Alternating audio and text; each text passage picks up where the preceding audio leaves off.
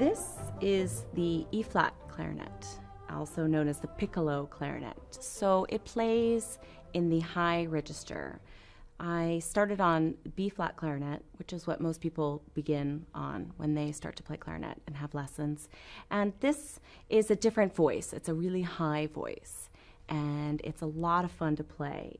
It's a character in the orchestra. It plays very loud and very angry, or it plays a kind of snake charmer, beautiful melody, but it's basically a mini-me of the clarinet.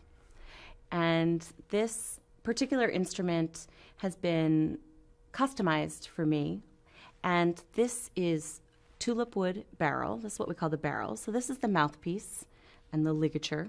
The reed goes here, and the reed vibrates against the mouthpiece, and that's really what the sound is. Then this is tulip wood barrel, and this is grenadilla wood, and then this is also a tulip wood bell. And it's very beautiful. Everybody always comments. It's very pink. But it changes the color of the sound. So I use it to actually kind of make the sound darker and warmer and richer. This is kind of a new thing, a new concept, even in the past 5 to 10 years, where we're using different woods to create different colors in the sound. Maybe darker, something that might project or be louder, something that would be softer if you're playing chamber music. So we can play around with it a little bit and have some fun with all the accessories.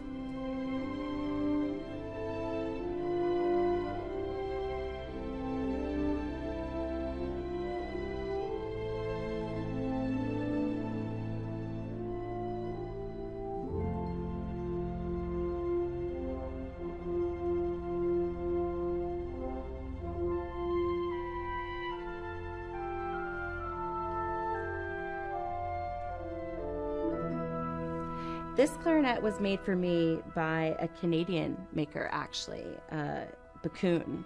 And I worked with him. We tuned it. He added some keys. He bored out the instrument. And so I worked with him a lot on customizing it for me, for my fingers. The E-flat clarinet is great for me. I have really small hands, so it fits me perfectly. And a lot of people who play B-flat clarinet, when they start as kids, they play on E-flat because it's a little bit smaller.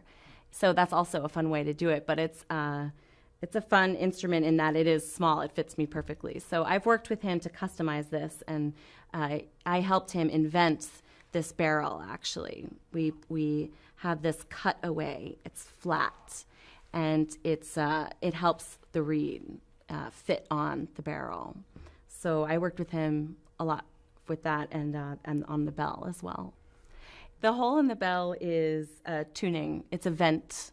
It just basically tunes when you put all your fingers down, this hole actually vents air as well because it's so short, so it helps to tune the lowest note there.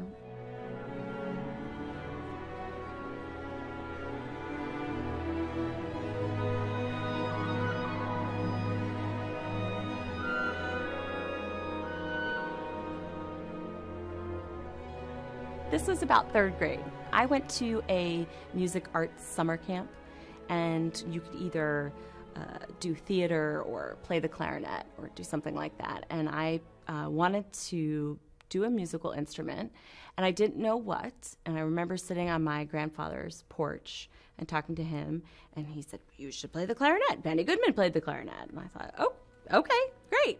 And I think probably I wouldn't have picked it if I'd known there were so many little parts to it.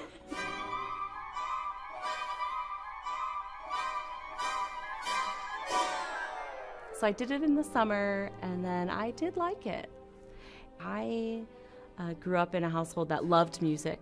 We had the Metropolitan Opera Saturday broadcasts on in the house on Saturday afternoons all the time.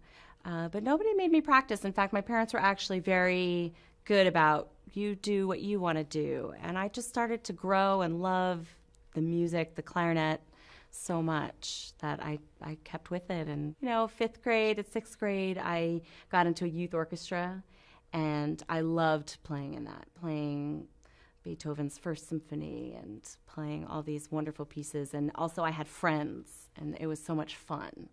And I think I got very serious my senior year, actually probably junior, senior year of high school, so 16, 17 years old. And I had an amazing teacher who really inspired me. Julie Vaverka. She was my teacher in Boston, and she really inspired me. She was a wonderful musician, just completely opened the world up to me of what I could do musically. It was no longer about playing the clarinet. It was about being a musician.